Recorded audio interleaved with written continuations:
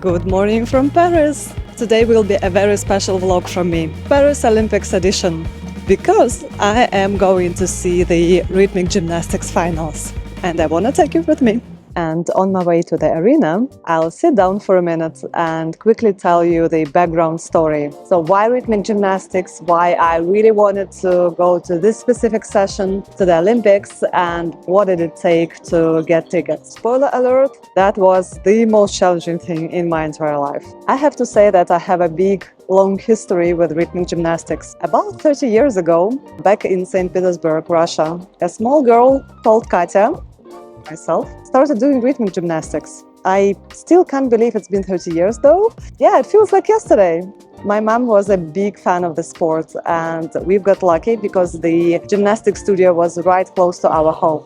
I was very dedicated. I loved gymnastics. But most of all, I loved watching how the big girls were training for the competitions. I was dreaming that one day I would also become a professional sportsman and will be taking part in all these events. And I did become a professional sportsman, but in different sports. I changed from gymnastics to ballroom dancing. Apparently, at some point in my gymnastics career, I was told that I am too tall to succeed. I am 177 in centimeters. I am pretty tall indeed, and I was told that my chances for success are quite low. But my love for gymnastics never faded. If you're new here, hi, I'm Katya, and on this channel I'm sharing my life in Paris. I talk a lot about my immigration experience, job search, and share the fun side of my life as well. For example, I do travel vlogs from France.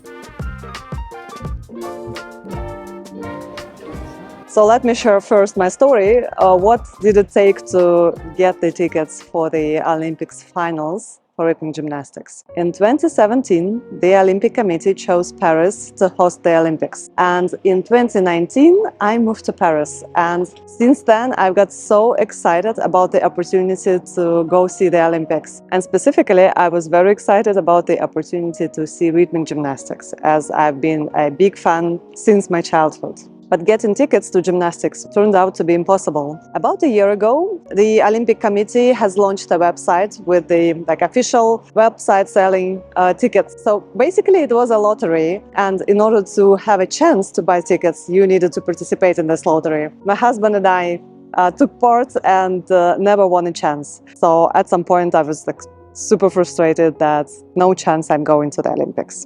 But a couple of days later, our friends got lucky and won a chance to buy tickets for the Olympics. And they could buy tickets for 4 people. So we joined them. And that time I was so thrilled. I thought that, yes, this is my chance to buy tickets for the gymnastics. But the reality was different. And yet again, we couldn't buy the tickets because of the way the lottery was set up. So there were several rules. First of all, there was a very limited choice of sports and sports sessions that you can buy. And each day, the set of sports was different. And our friends won a chance to buy tickets in a specific day and in a specific time slot. So choice is very limited. Second, you can't choose whether you are going to the qualification rounds or the first rounds of competition, or you are going to finals. And I guess those sessions are very different in terms of emotions and in terms of everything, basically, and the teams participating and so on. And finally, third, last but not least,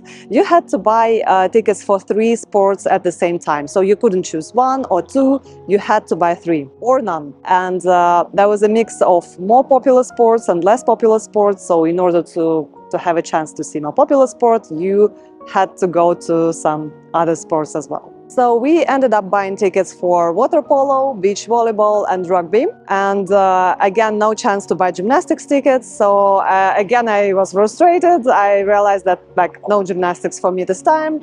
And I couldn't buy these tickets even on the black market at any price, basically. So once again, my dream was dead. But a couple of months ago, there was an official website for tickets resale, which was launched specifically for the Olympics. And my husband managed to find 1 ticket for the finals of rhythmic gymnastics. And that was my real chance. And again, yet again, I was like, whoa, yes, I'm going, really cool, let's buy it. But at some point, we realized 2 things. First of all, we already planned our vacation for these dates. And second, the price was insanely high. and we really couldn't let it go. So we ended up cutting our vacation for several days, and my husband gifted me this ticket, and I'm sure it will be one of the most memorable gifts that he will ever make me. So yeah, really excited to watch the gymnastics. So let's go.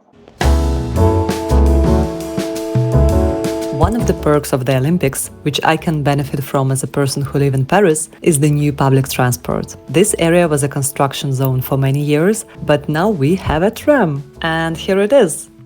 I will catch it now and I will go to the arena Porte de la Chapelle directly. Arriving at the arena, I was quite surprised how well everything was organized. Quite unusual, I have to admit. The ticket was in the app, there was no line and a very quick security check. But a couple of things seemed strange to me. First, at the cafe you can only pay with a Visa. I know Visa paid a lot of sponsor money to the Olympics, all makes sense. But this rule caused a huge mess. Half of the people don't read the signs and try to pay with MasterCard, and of course they don't have cash, so which all creates a big additional line. And second, no tables in the cafe area. People were sitting on the floor, literally, including me. The salad was very fresh though. But once I found my place, I was blown away. My spot is just perfect with a great visibility, right on the other side of the jury, which means I can do really cool videos today for you guys.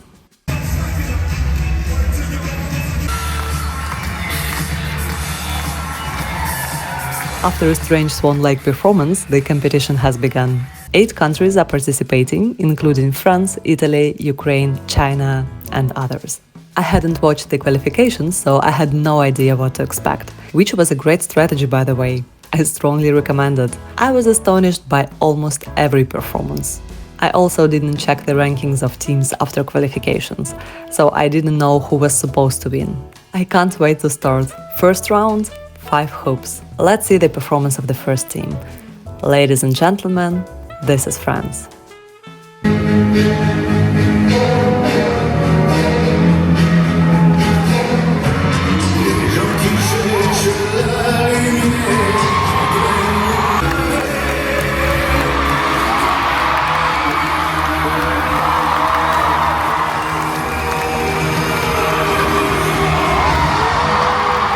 This is quite obvious, but France was immensely supported.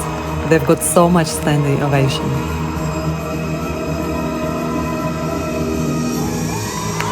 I felt bad for the next team, Azerbaijan. I guess it was quite hard to perform after France. But they did great anyways.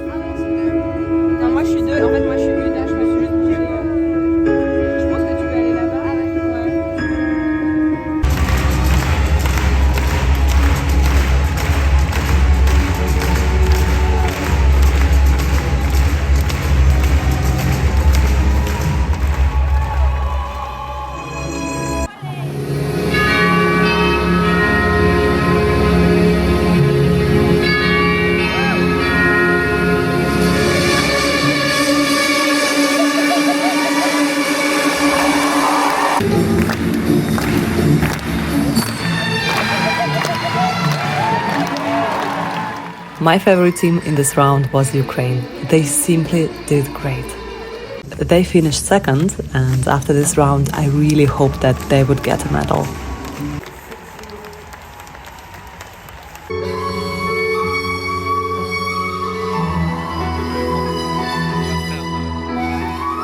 Bulgaria performed very well, but one gymnast lost a hoop and the entire team got penalized. They finished almost last in this round. I couldn't stop thinking about that poor girl who dropped the hoop. Can you imagine, in the qualification round Bulgaria was on the first place, but after this one tiny mistake the team was ranked only 7th out of 8.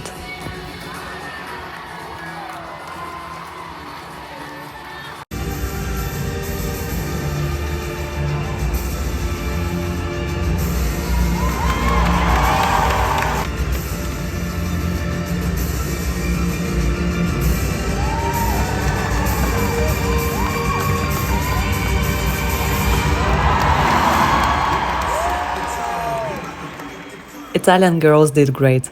No visible mistakes, but only third in this round. The team was very, very disappointed and even didn't try to hide it.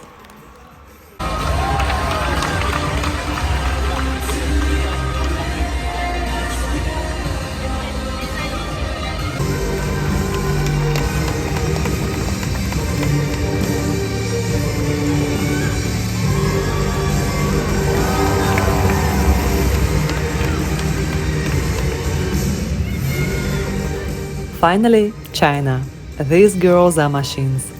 They came first in this round. And I was so impressed that I started to Google who their coach is. Turned out it's Anastasia Bliznyuk, a Russian group rhythmic gymnast. She has 2 Olympic gold medals.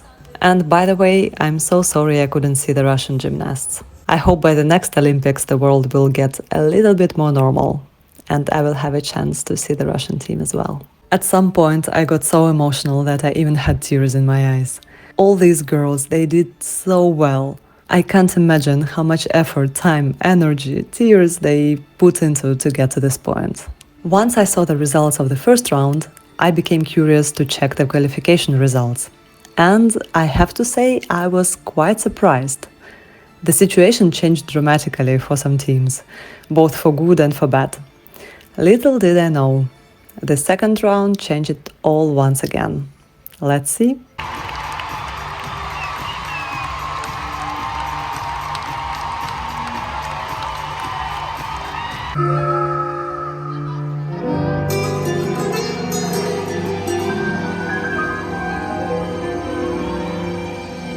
Welcome to the Moulin Rouge.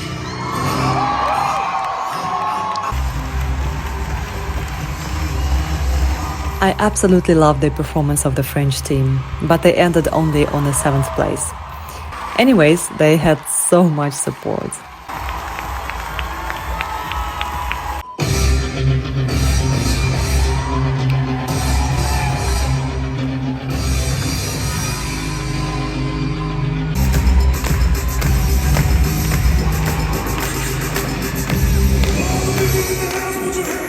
My big hopes for the medal for the Ukrainian team were ruined. One girl lost a ball for a second, and as a result, they were heavily penalized and came last, unfortunately.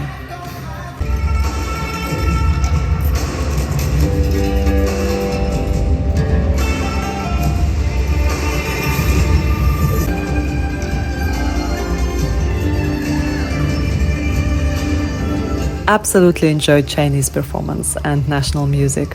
Third place in this round, and starting from this point, it was quite clear who will win the gold medal. Look how happy they are already.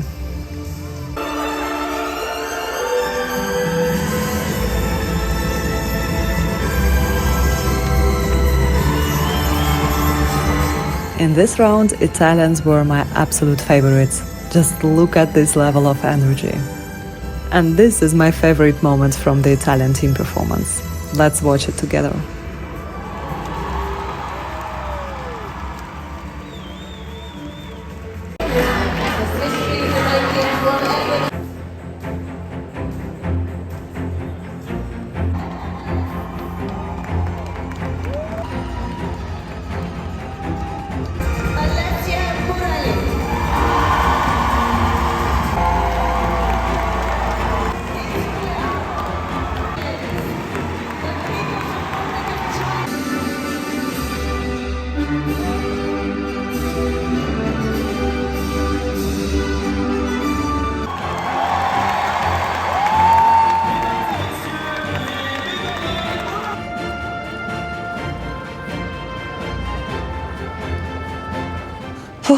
Okay, I'm now in a quieter neighborhood and I'd like to share my impressions about this astonishing event. Yeah, it exceeded all my expectations, to be honest. And honestly, first thing that I just can't stop thinking about is the crazy degree of responsibility of each team member towards their teams. Like, you do one mistake, one faux pas, and then the entire team gets punished and the entire team just loses. Tons of work, hours and hours put into practicing are just gone, wasted. No one remembers teams which finished number 4, number 5, number 7. Everyone only remembers those who were in the pedestal. Pedestal, is that correct word? I'm not mistaken. I'm not sure. Maybe I'm mistaken. I will check it. But yeah, that's just insanely crazy. And when I see all these emotions of girls, of their coaches, some were absolutely devastated, some were super happy. I think this is just life. But I just can't. Actually, I can imagine how it feels, but not in the same degree, of course. I've never participated in the Olympics, but as a sportsman, I participated in very serious competitions. So, yeah, can relate to that in some way. And one more thing that I found really surprising is how quickly things can change from one round to another round. Even from qualifications towards the finals. When I looked up how China performed in the qualification round, I realized that they finished number 5. And yeah, in the finals they came first. And same for Ukraine, but vice versa. They were among top 3, I guess. So, and even within finals, from one round to another round, things change so drastically, and you just don't know what to expect until the very, very end. And the end was quite surprising as well. The Israeli team, they just changed the entire ranking with their performance. That was something that I did not expect personally, and then poof, and Bulgaria is not in third 3. For me, it works better than football because you're so intense, and yeah, you just feel very involved from the beginning until the very, very end.